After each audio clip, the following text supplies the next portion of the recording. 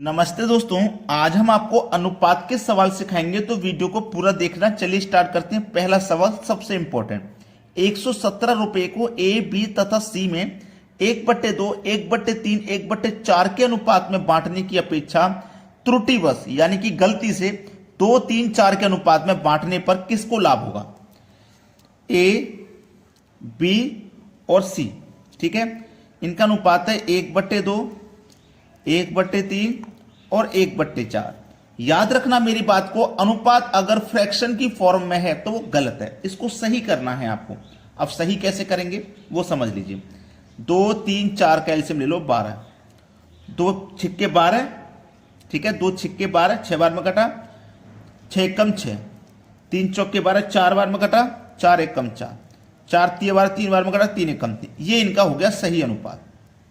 ठीक है, ये इनका सही अनुपात है। राशि कितनी है जो बांटनी है? 117 रुपए की राशि है, जो योग है 117। जब योग है तो आप अनुपात का भी योग कर लो। 6 4 10 और 3 13, 13 निम्मा 117, 9 बार में गया तो 9 6 54, 9 चौक 36, 9 तिया 27। इतना अमाउंट इनको मिलेगा। लेकिन ए, बी और सी को गलती से इस अनुपात में बांट दिया। 2, 3 और 4 इस अनुपात में बांट दिया ना। कौन सी राशि को?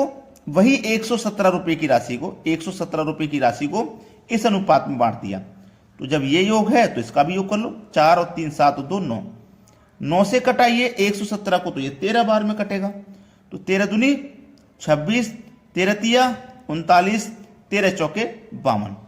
अब देखो बोला है किसको लाभ होगा। अगर इस अनुपात में बांटते तो ए को कितना मिलता है? 54, और यहां एक को मिला है 26, तो इसको तो प्रॉफिट नहीं हो रहा। बी को मिलता है 36 और बी को यहां कितना मिल रहा है? 39, तो बी को 3 का प्रॉफिट हो रहा है। सी को यहां मिलता है 27, सी को यहां मिल रहा है 52, तो सबसे ज्यादा प्रॉफिट सी को हो रहा है 25 रुपए का। ठीक है, तो बांटने पर किसको लाभ होगा? बांटने पर भैया देखो, बी को लाभ हो रहा है 3 को, और सी को लाभ हो रहा है 25, यानी कि बी और सी को लाभ हो रहा है। ये तो घाटे में जा रहा है बेचारा। तो उम्मीद करूंगा ये सवाल आपको अच्छे से समझ में आ गया। अब देखते हैं आगे।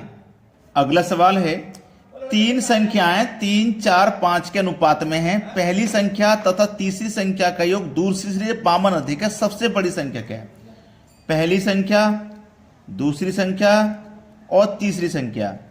पहली संख्या तथा तीसरी संख्या का योग दूसरी संख्या से 52 अधिक है। इनका देखो अनुपात है 3, अनुपात है 4, अनुपात है 5। पहली संख्या तथा तीसरी संख्या का योग कितना है? पहली संख्या और तीसरी संख्या का जो योग है ना, वो दूसरी से 52 अधिक है। पहली संख्या और तीसरी संख्या का योग कितना है? 3 और 5 8 है। ठीक है, 3 और 5 8 है। पहली संख्या तीसरी संख्या का योग 3 और 5 8 है। अब बोला है ये दूसरी संख्या से 52 अधिक है। तो देखो दूसरी संख्या हमारे पास कितनी है? 4। दूसरी संख्या 4 है, तो 4 से ये कितना अधिक अनुपात में? आप बोलोगे सर 4 से 8 हो रहा है, मतलब 4 अधिक है। 4 अधिक है ना, दूसरी संख्या से इनका योग 4 अधिक है। और यहां पे कितना अधिक है? 52। तो 4 की वैल्यू 52 है, तो 1 की वैल्यू कितनी? 13। 1 की वैल्यू भैया कितनी? 13। बोला है सबसे बड़ी संख्या क्या है? तो सबसे बड़ी संख्या जो अनुपात में सबसे बड़ा है वही सबसे बड़ी संख्या है। अनुपात में सबसे बड़ा 5 है।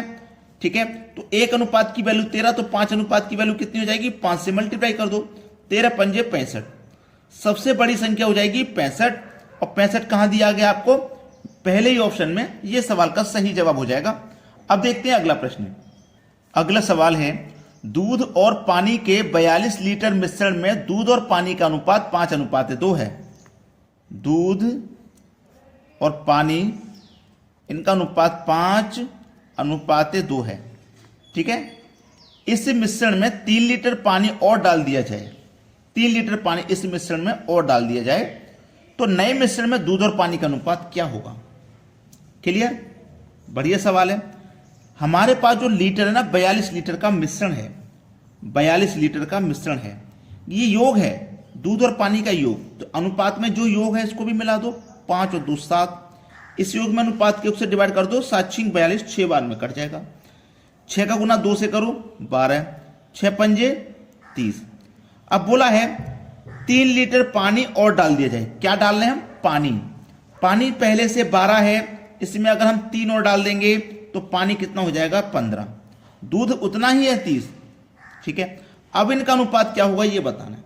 सवाल खत्म। 15 कम 15, 15 दूनी 30, इनका अनुपात हो जाएगा 2:1, यानी कि बी ऑप्शन ये उस सवाल का बिल्कुल सही जवाब है। अब देखते हैं अगला सवाल। अगला सवाल है 20 लीटर में दूध और पानी का अनुपात 3:1 है।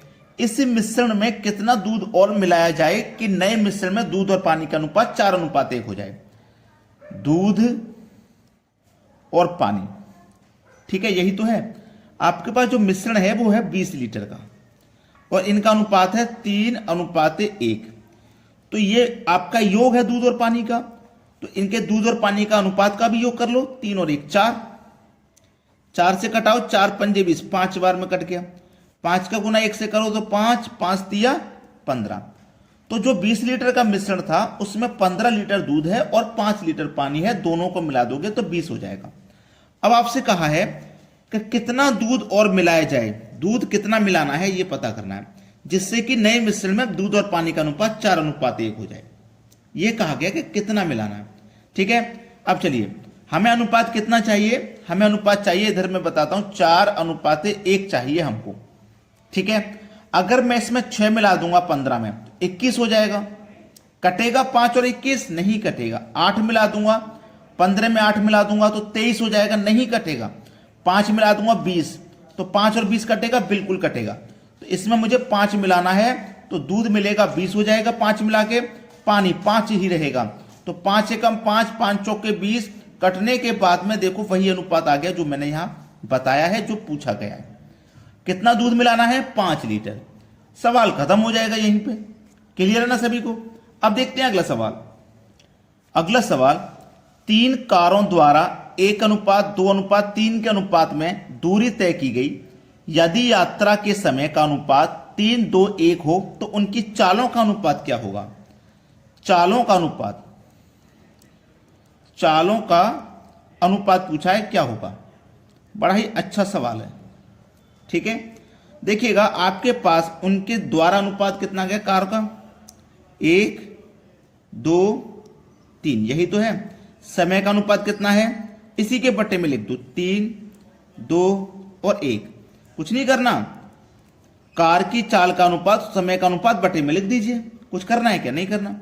ये हो गया 1/3 अनुपात 2 से 2 कट गया 1 बार में तो ये 1 हो गया।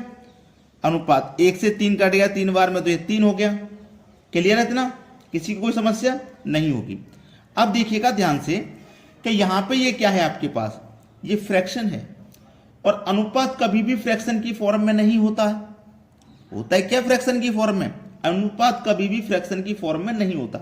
अगर है तो उसको सही करना पड़ेगा, ठीक है। अगर है तो उसको क्या करना है? फिर सही करना है, क्योंकि जब सही नहीं करोगे तो फिर आंसर ही गलत आ जाएगा कि नहीं। तो जब आप इनको सरल करोगे तो ये हो जाएगा 1:3:9, ठीक है। 3 तिया 9, 3 एकम 3 और ये 1 आ गया। यहां सवाल खत्म।